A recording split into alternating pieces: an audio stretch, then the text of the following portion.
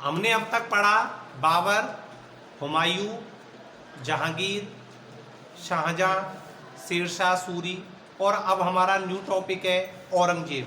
औरंगजेब में हम देखते हैं कि औरंगजेब का जो नाम था वो औरंगजेब के नाम से ही प्रसिद्ध था। इसके पिता का नाम शाहजहां और माता का नाम अर्जुमंद बानो बेगम था, जो कि हम पिछले वीडियो में पढ़ चुके हैं कि अर्जुमंद बानो बेगम आसफ खां की पुत्री थी। आसफ खां की पुत्री थी जिसे शाहजहां ने मुमताज महल के नाम से उपाधि दी थी। इसके बाद देखते हैं कि औरंगजेब ने शासक बनने के साथ ही असम, कूच बिहार, रंगपुर, कामरूप और मारवाड़ के राठौड़ों को पराजित किया। इसके साथ ही औरंगजेब ने मिर्जा राजा जयसिंह, जिसका नाम है ये राजा जयसिंह, जो कि आमेर का शासक था, तो राजा जयसिंह को दक्खन का गवर्नर नियुक्त किया। जैसा कि हमने देखा कि शाहजहां के समय में भी औरंगजेब को दक्खन का गवर्नर या वायसराय ही नियुक्त किया गया था। इसके बाद 1665 ईस्वी में शिवाजी और मिर्जा राजा जयसिंह के बीच में एक संधि हुई, जिसे पुरंदर की संधि के नाम से जाना जाता है। इस पुरंदर की संधि में जो महत्वपूर्ण बातें थी वो ये थी कि पुरंदर की संधि के तहत शिवाजी मिर्जा राजा जयसिंह को अपने 35 किलों में से 23 किले देगा, और इसके साथ ही शिवाजी का पुत्र संभाजी औरंगजेब के दरबार में सेवाएं देगा, लेकिन उनके साथ तृतीय श्रेणी का बर्ताव किया गया और बर्ताव करने के कारण उन्हें कैद खाने में बंद कर दिया गया। इसके बाद हम देखते हैं कि औरंगजेब ने बीजापुर व गोलकुंडा पर भी अधिकार कर लिया,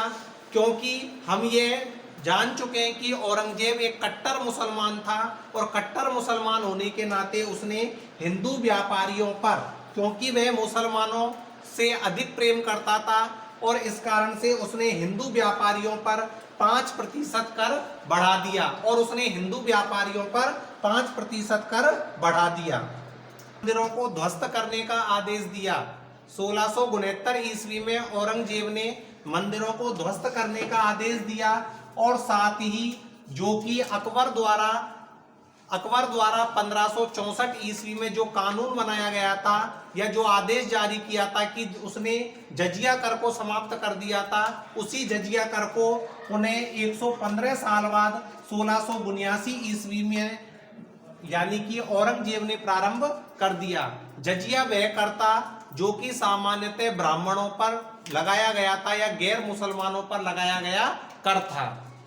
इसके साथ ही अकबर के समय से चली आ रही प्रथा झरोका दर्शन व संगीत पर भी उसने पूर्ण प्रतिबंध लगा दिया, क्योंकि हम जैसा जानते हैं कि औरंगजेब एक कट्टर मुसलमान था, तो कट्टर मुसलमान होने के साथ ही उसने झरोका दर्शन व संगीत पर भी प्रतिबंध लगा दिया, और 1707 ईस्वी में उसकी अहमदनगर में मृत्यु हो गई। 1707 ईस्वी में अहमदनगर में इसकी मृत्यु हो गई, और सिखों के गुरु तेग बहादुर ने भी औरंगजेब के अत्याचारों के खिलाफ आवाज उठाई, और आवाज उठाने के कारण उसे मार दिया गया। जैसा कि हमने पिछले वीडियो में देखा था कि सामान्यतः अर्जुन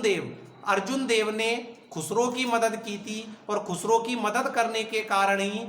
जहांगीर द्वारा उसे फांसी पर लटका दिया गया था या उसे मार डाला गया था। उसी प्रकार से ही औरंगजेब ने तेग बहादुर को भी मृत्युदंड की सजा दी। लेकिन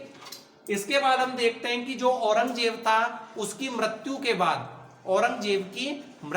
बाद उसका बेटा बहादुर शाह गद्दी पर बैठा, लेकिन उसके बाद के जितने भी शासक हुए वो सभी अयोग्य थे, और अयोग्य होने के साथ साथ ही धीरे धीरे सन 1857 ईस्वी में बहादुर शाह जफर सेकंड की मृत्यु के साथ ही यह मुगल वंश हमेशा हमेशा के लिए समाप्त हो गया। 1857 में यह हमेशा हमेशा के लिए समाप्त हो गया।